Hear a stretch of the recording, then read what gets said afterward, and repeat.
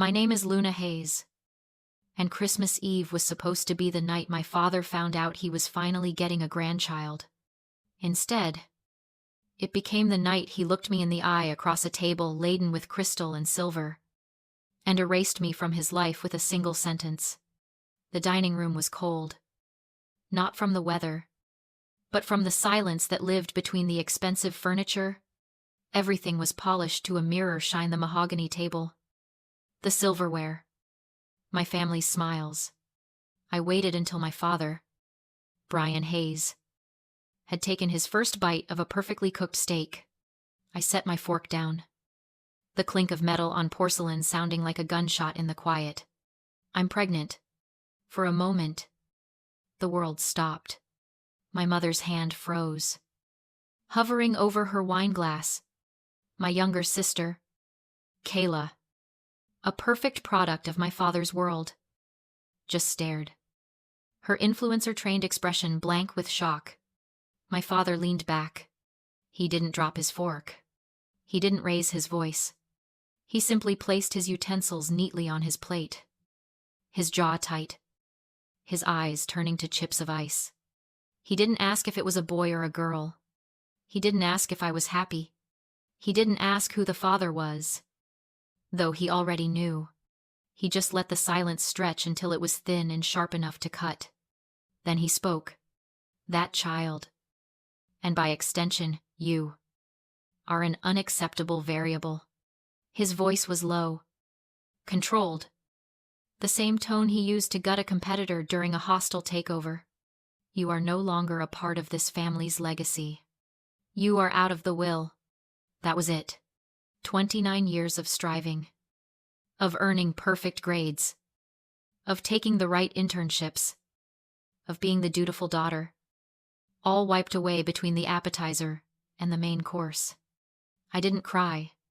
I didn't raise my voice. The person I used to be would have pleaded. She would have tried to reason with him, to explain, to earn back his approval. But she was gone. I reached under my chair and retrieved a small, elegantly wrapped gift. I'd brought it just for him. I placed it in the empty space in the center of the table. A final, deliberate move in a game I was only just realizing I could quit. Then I stood up, my chair scraping softly against the polished floor. I looked at my mother, whose face was a mask of quiet terror. I looked at my sister, who was already calculating the social fallout. Then I looked at my father, whose expression was one of pure, triumphant control. "Merry Christmas," I said, and the words felt like freedom. I turned and walked out of that house, out of that life, and I never looked back. I left him with his perfect dinner, his perfect family, and a box containing the one thing he never expected: my resignation. The question I get asked most by the few friends who know the truth is why I stayed so long. Why did I spend nearly 3 decades in a house where love was a transaction and approval was the only currency? The answer is complicated. It's a gilded cage, and the bars aren't made of steel. They're made of obligation, of gratitude, of a debt you never realized you were accumulating until it was too heavy to lift. My father never had to threaten me with violence or shout to get his way. He was smarter than that. He understood that the most effective prison is the one the prisoner believes they deserve. I remember the day I graduated from college, the diploma still feeling foreign and heavy in my hands. I had accumulated $200,000 in student loans, a mixture of tuition, living expenses in a city I couldn't afford, and the cost of maintaining the image of a Hayes daughter. It was a weight that felt like a chain around my future, a constant reminder that I was starting my adult life in a deficit. A week later, a letter arrived from the Department of Education. My balance was 0. When I called my father, shaking, asking if there had been a mistake, his voice was casual, almost dismissive. "Consider it an investment in the family's future," he'd said, the sound of a rustling newspaper in the background. "Just focus on making the right choices from now on." We expect a return on our investments. Luna. He never mentioned it again. He didn't have to. That single act of generosity bought him 7 years of my compliance. How do you rebel against someone who just handed you your financial freedom? You don't. You say thank you. And you try to pay it back by being the person they designed you to be. You accept the soul-crushing job at his friend's venture capital firm, reviewing contracts until your eyes burn. You date the sons of his business partners, men who look at you and see a merger opportunity rather than a human being. You shrink yourself to fit the blueprint he drew up before you were even born. I became a master of shape-shifting, molding my personality to fit the room, silencing my own desires until I could barely hear them myself. My quiet rebellion didn't start with a dramatic scene or a shouting match. It started with a leaky faucet and a man named Cody Jensen. It was a Tuesday in November, raining the kind of gray, relentless drizzle that makes the city feel small. The pipe under my kitchen sink had burst, flooding my pristine, father-approved apartment with dirty water. I called the building management, but they were backed up, desperate. I called a local number I found on a flyer in the lobby. Cody showed up 40 minutes later. He was a landscape designer by trade who picked up handyman work in the off-season. He wasn't a stockbroker. He didn't wear a suit. He built things with his hands, not with leveraged buyouts. He wore worn-in jeans that had seen actual work. And he smelled like soil, sawdust, and rain. He walked into my sterile apartment, cream rugs, glass tables, art I didn't understand, but was told was valuable, and he didn't seem impressed or intimidated.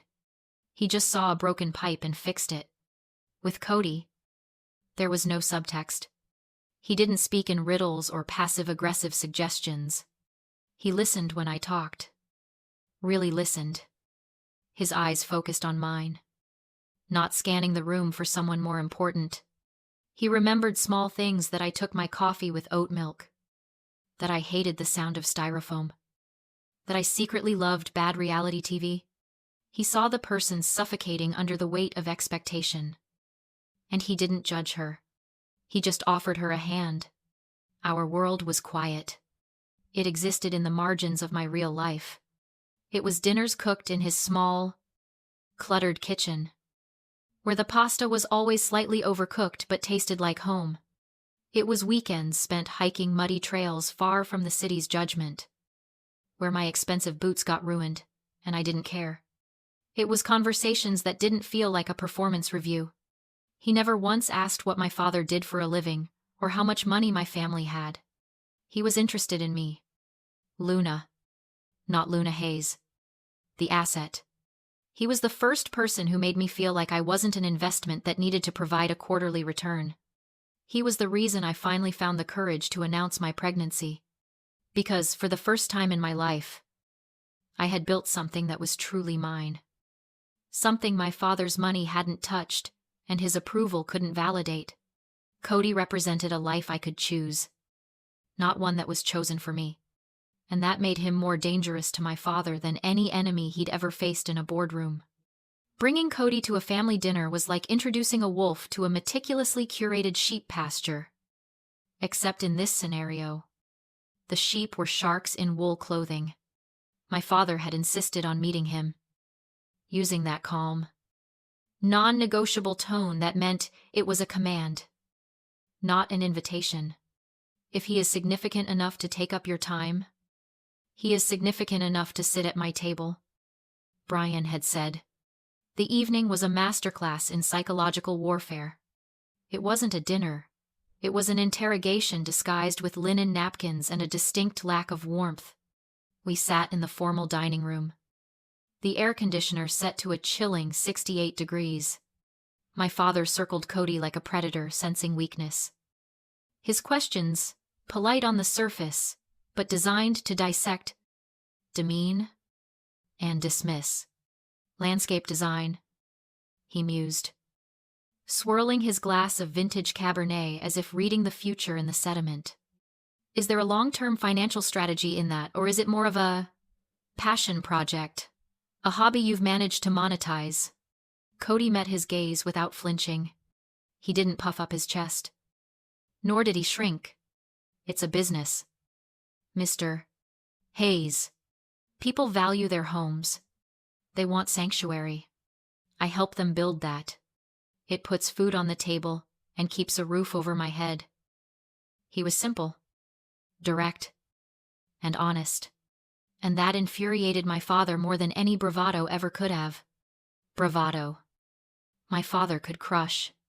Simplicity was alien to him. Brian spent the next hour laying conversational traps. He'd ask about Cody's 5-year plan, his investment portfolio, his family background, treating him not as my partner, but as a company he was considering for a hostile acquisition and failing to find value in. Cody answered every question with a quiet dignity that made my father's tactics look cheap and obvious. My mother, Heather, tried to steer the conversation to safer waters, asking about the weather, about a movie she'd seen, her voice trembling slightly. My sister, Kayla, just watched, her phone carefully angled under the table, probably live tweeting the drama to her followers, or texting her friends about the peasant at the table. After Cody left to get the car, a beat-up truck that looked like an eyesore, in my parents' circular driveway, my father cornered me in the foyer. The pretense of civility vanished instantly. His eyes were hard, stripping away any illusion of paternal affection. He is an unacceptable variable. Luna. He spoke as if we were discussing a line item on a balance sheet that needed to be redacted. I have spent 30 years building a dynasty. Your marriage, your future, is a key part of that architecture.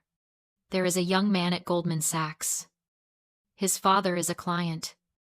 A very important one. That is the path. That is the plan. We merge families. We merge assets. I stared at him, the coldness of his words finally extinguishing the last flicker of hope that he might see me. Not just his strategy. This isn't a business deal, Dad. This isn't a merger. This is my life. I love him. He actually scoffed. A short, ugly sound. Life. Business. It's all the same. It's about managing assets and eliminating liabilities. Love is a chemical reaction that fades. Assets appreciate. This Cody, he is a liability. He drags you down to a tax bracket that is beneath us. I want you to end it. It's not a request. Fix it, or I will fix it for you. He straightened his tie in the mirror. The gesture, a clear dismissal. He had laid out his terms. He had made it clear that my happiness was irrelevant if it interfered with his legacy. As I walked out to Cody's waiting truck, the warmth of the cab felt a world away from the icy atmosphere of the house. I knew then that my father wouldn't just disapprove. He would actively work to dismantle the one thing that made me feel whole. He saw Cody not as a person, but as a problem to be solved. And my father always solved his problems. My father's campaign of sabotage began subtly. A slow drip of poison into my ear. First, it was the casual remarks dropped into phone calls, questioning Cody's stability, his ambition. Does he really think mowing lawns is a career? Luna, then came the articles he'd email me about the financial strain of raising a child on a modest income, or statistics about divorce rates among couples with disparate financial backgrounds. But when psychological pressure didn't work, when he realized I wasn't bending, he moved on to more direct tactics. He employed the full weight of his resources. He had Cody investigated. A full private investigator's background check. Credit report. Interviews with former employers going back a decade. He wanted ammunition. A skeleton in the closet. A weakness he could exploit to show me that Cody was damaged goods. When he found none because Cody was exactly who he said he was, he decided to create a weakness. Cody told me about it the night it happened. He showed up at my apartment. His expression grim. His usually bright eyes clouded with a mixture of anger and pity. "Your father came to see me today," he said, sitting heavily on my couch. At a job site. He walked right through the mud in his Italian loafers. Brian hadn't wasted time with pleasantries. He had gotten out of his black sedan, walked right up to Cody in front of his crew, and offered him a check. "He offered me $250,000, Cody said, his voice quiet but steady. "He told me to take it and disappear from your life. He called it a rare location fee. He said it was the best deal I was ever going to get, and that if I really loved you, I'd let you have the life you were meant for." I felt the air leave my lungs. It was so brazen, so transactional, so him. My first thought was a flare of panic. What if he had taken it? My second was a wave of shame so hot it burned my skin. How could I come from a man like that? But then I looked at Cody. He wasn't angry at me. He wasn't tempted. He was just sad. For me, he was sad that my father valued me so little that he thought he could buy my isolation. "What did you say?" I whispered, terrified of the answer, even though I knew his heart. He brushed a tear from my cheek. "I tore the check up. I told him you weren't for sale, and that he couldn't afford you." In that moment, whatever hold my father had on me finally broke. He never understood loyalty. He only understood price tags.